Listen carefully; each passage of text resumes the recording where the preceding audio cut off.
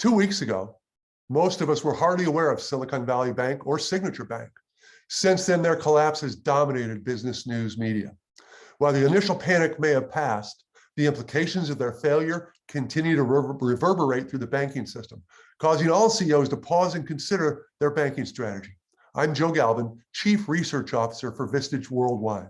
To help us understand the implications, and more importantly, what actions to consider, we've tapped into some of the amazing expertise of our community. Joining us today are two veterans of the banking industry who also happen to be among our very best Vistage chairs, Darrell Jackson and Aimee Daniels. Darrell spent over 30 years in the banking industry before becoming a Vistage chair, including time as CEO of Seaway Bank and Trust. Aimee also has over 26 years in banking in multiple executive roles. Darrell, Aimee, thank you both for being here and taking time from your schedules to share with us your expertise. We really appreciate it. Thank you. Thanks for inviting Thank you for having us. Great. Well, Darrell, let's start with you. We've all read about SVB and Signature Bank, and now the Credit Suisse fire sale has raised concerns about the banking industry. You've been in banking for over 30 years. Tell us, what does it mean? What do we need to know? How do we filter out the noise? Sure. I thank you again for including me in this timely and important discussion today.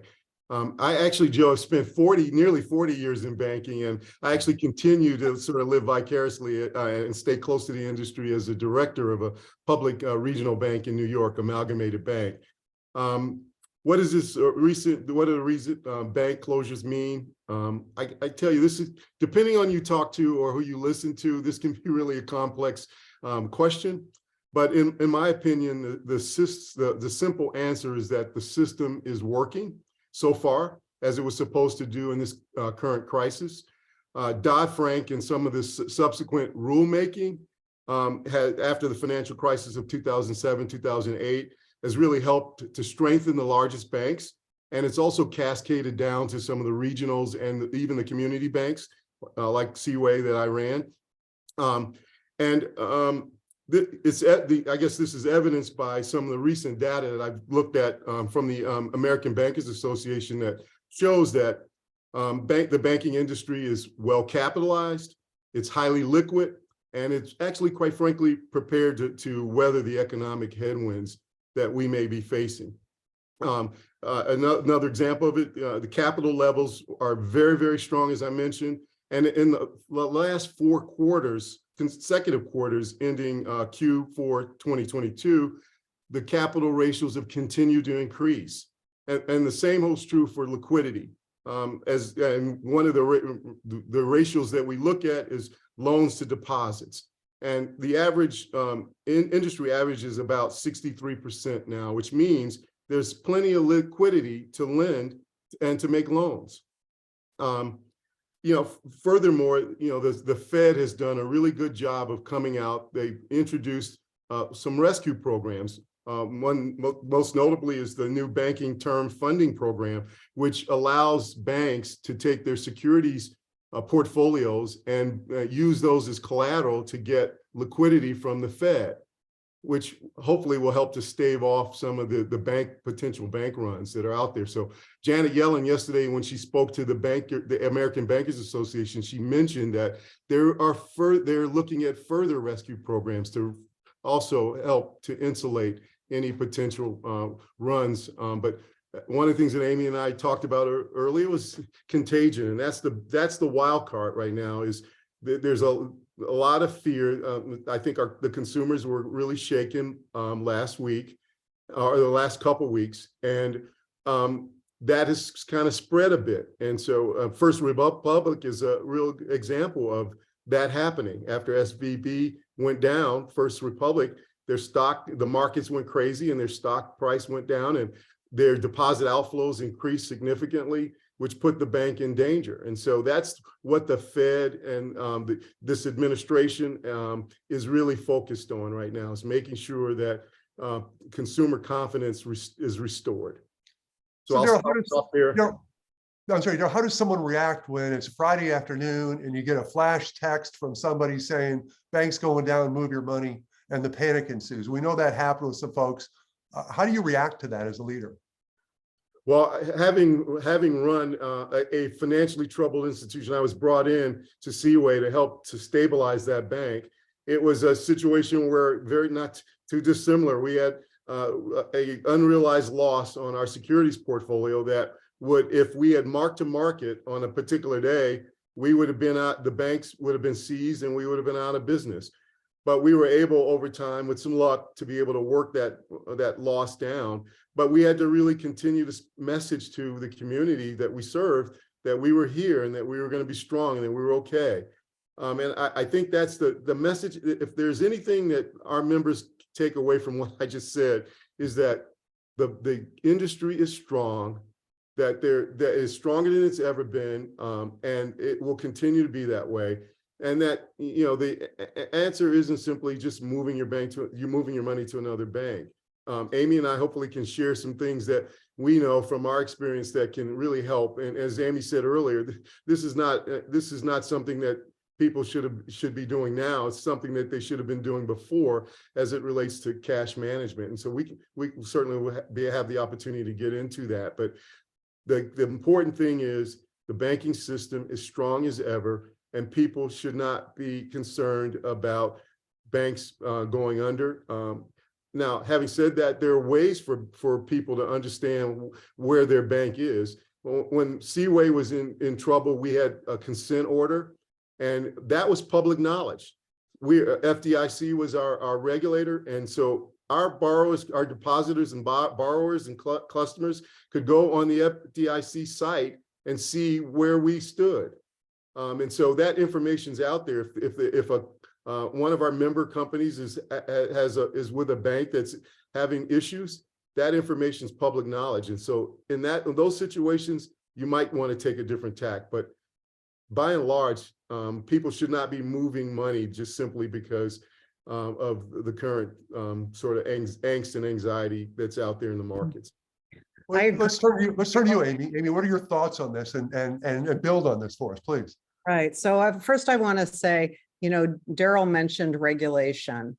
And, you know, I've heard some rumors like, well, things weren't that well regulated anymore because the law changed.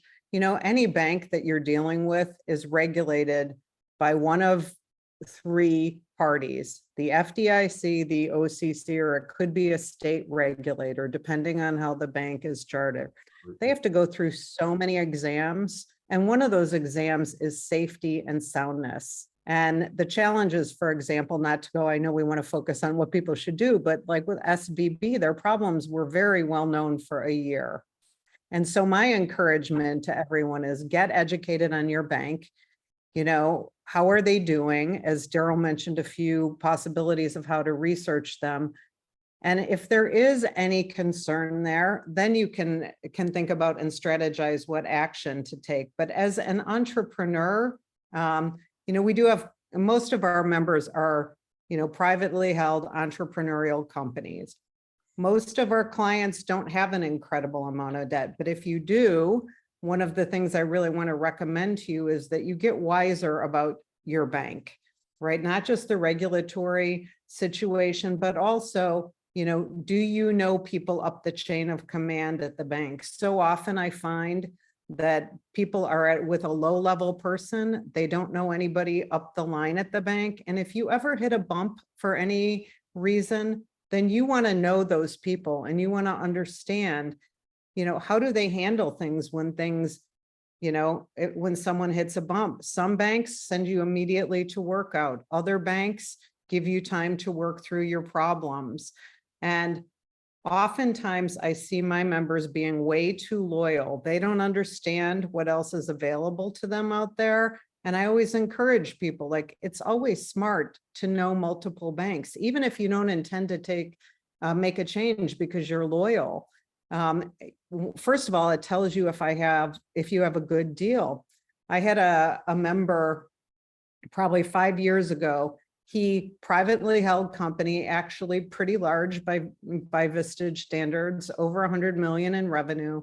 And he wanted to separate out his real estate from the rest of his business. And his bank told him no. And I said, you know what?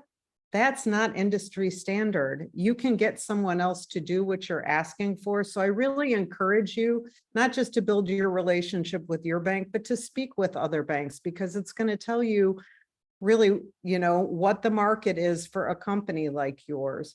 And make sure that you're really related to your credit agreements and things like that. A lot of times, business owners don't know what they say, and they're not the person who is monitoring covenants and things like that. As the owner of a company, obviously you don't need to do that, but you need to be aware. How is the bank looking at your business? That's a great question to ask people. How are you assessing our business? How do you think we're doing compared to others in our industry? And especially right now, where we've been experiencing some economic uncertainty, I really think it's important for everyone to be very related to their cash flow. That is, you want to know before you have a problem so that you can go proactively speak with your bank. And, the encouragement is always 13-week rolling cash flow, right? So Cash is king.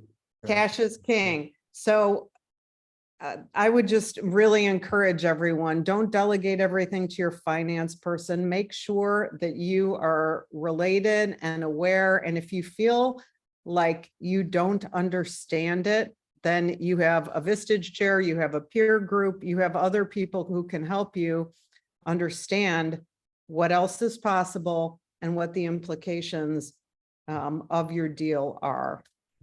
And your point is so, I mean, it's just critical now. I always refer to it as your banking relationship manager is your senator. They represent you. I like in it. the I like organization. that. And so you want to make sure your senator is armed with all the current information on where you are, and that they are equipped to represent you in their institutions, because they have a really difficult job. They have to not only try to accommodate what your needs are, but they also have to balance that with protecting the bank. And so they've got to be able to work within the constraints of the bank. And so you want to make sure, as you said, that you're known by more than just your relationship manager, but you also want to make sure that they are representing you properly. And part of that is the information that you provide them. A great addition to that, something I would add to that, Darrell, is, different banks are set up differently. Some banks have a signature system and, the loan is not approved by a committee. Other banks have a committee system where they have to go in and present your loan. So I always say, make sure you understand their process, because Right. people often get a term sheet also when they think their deal's approved. It's not the same thing. Right. And so just really the encouragement, like, understand their process, understand reasonably how long things should take. Just to share a little story, I have a member who was trying to re-up and add some borrowing capacity to her loan. And the bank took so long to get it done. And she was really having a cash flow crunch. And I said to her, you need to talk to some other banks then, because it shouldn't take this long. Mhm. And so I guess to summarize my comments, just know what you should expect and expect that. Excellent. Thank you. Any closing thoughts, Darrell? Well, it just as it relates to, Amy talked obviously about the lending side of it, but on the depository side, one of the things that happened out in the financial crisis of 2007 was, everybody started to recognize that there were FDIC insurance limits. And so people were trying to figure out how to make sure that their assets were covered. And so one of the things that we used, and many of the banks are members to, is the CDARS program, which is the, I'm trying to remember the acronym, Certificate of Deposit Account Registry Service, which essentially allows a bank to help a member insure multi-millions of their dollars through using the bank network to use those, to pass those CDs on to other banks. They're held by the primary bank, but they are also basically passed on along so that the depositor is fully insured on all of their deposits. So that's a program that I would encourage our members to look at, especially if they have excess cash that, you know, they don't need for the next 30 to 120 days, that's a great way to do it. The other thing, a lot of financial advisors now are recommending that people who have got money, excess cash, look at treasuries. If they don't need the money, you know, the treasuries are earning a heck of a lot more than bank money market accounts now. So that's certainly another option. The last thing I would say about also depositing, you can structure, and I hate using that word structure because it's in banking terms, sometimes it's viewed negatively, but you can, if you have, say, are married, you can have, you know, up to 250,000 in your own name, in your wife's spouse's name. You can, if you've got children or beneficiaries, you can do that. So you can spread out your risk. So you can get up to almost $1 million worth of insurance coverage by simply constructing your accounts in a certain way. So I would encourage people to talk to their bankers about how they can do that. All of the banks in the country are participating or familiar with the CEDARS program. Well, great. Thank you, That's a Darrell. great- Any closing comments from you? You know, we didn't talk at all about kind of a ripple effect when something like this happens. And there is one thing I do want to touch on, and that has to do with our members' clients. I was out to dinner the day after SVB failed with some friends of ours, and this gentleman's a salesperson for a company that sells to life sciences firms, and a lot of life sciences firms banked with SVB. And he, you know, the client says, I'm going to give you this deal, but I can't pay you until I figure out what's happening with my money at SVB. So, you know, we tend to often run, or our clients run credit checks on their customers, but I do think it's also wise just to understand, you know, if you can, if they're willing to share who they bank with, just because it protects you and gives you something to think about. Well, great. Aimee, Darrell, thank you so much for your time and expertise. What I heard was the banking system is in solid shape. There's no reason to worry. There's no reason to panic. This is not a contagion. This is an isolated incident. Exactly. Right. And I heard, get to know your banker, not just the person you work with, but up and down the line.